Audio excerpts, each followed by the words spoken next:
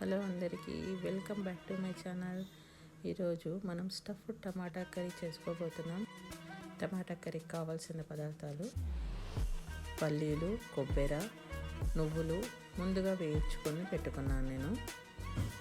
ఇవన్నిటిని మిక్సీ జార్లో వేసుకోవాలి. కొద్దిగా చింతపండుని తీసుకొని నానబెట్టుకోవాలి.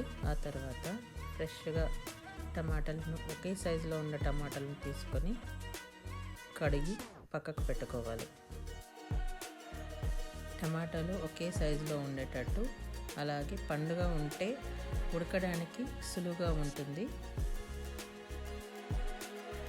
టమాటాలను తీసుకొని సెంటర్లో కట్ చేసుకోవాలి. సెంటర్లో కట్ చేసుకుంటే మనం స్టఫింగ్ పెట్టడానికి సులువుగా ఉంటుంది, తొందరగా ఉడికిపోతాయి కూడా. ఒక్కొక్క టమాటాని తీసుకొని ఇలా సెంటర్లో కట్ చేసుకొని పక్కన పెట్టుకోవాలి.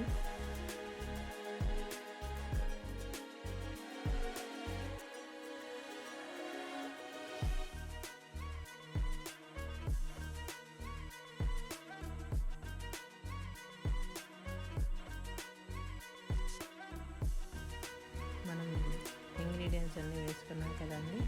ఫస్ట్ ఇప్పుడు నానబెట్టుకున్న చింతపండుని తీసుకొని మిక్సీ జార్లో వేసుకోవాలి.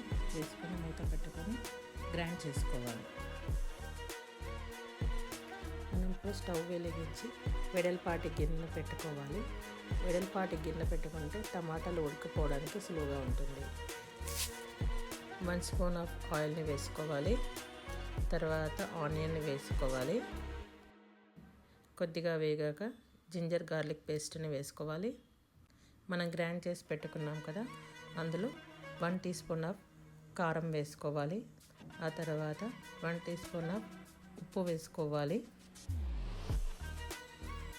పసుపును వేసుకోవాలి. ధనియాల పొడిని వేసుకోవాలి. మనం కట్ చేసుకున్న టమాటాలను తీసుకొని మనం గ్రైండ్ చేసుకున్న మసాలాను దాంట్లో స్టఫింగ్ లాగా పెట్టుకోవాలి.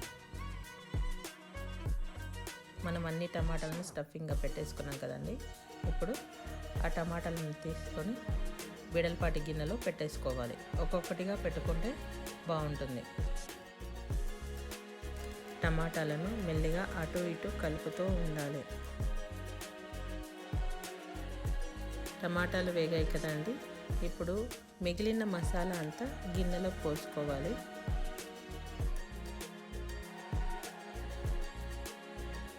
మసాలా అంతా వేసేసాం కదండి. ఇప్పుడు చిన్న ఫ్లేమ్లో ఉడకనివ్వాలి. మూత పెట్టుకొని కొద్దిసేపు ఉడకనిస్తే టమాటా లోపల ఉడికిపోతుందండి.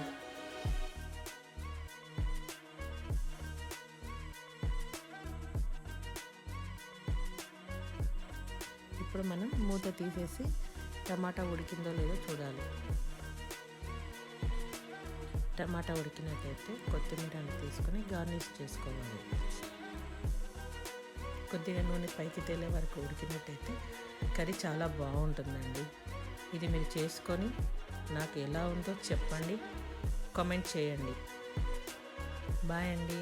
నా ఛానల్ మీకు నచ్చినట్టయితే లైక్, షేర్ అండ్ సబ్స్క్రైబ్ అండి.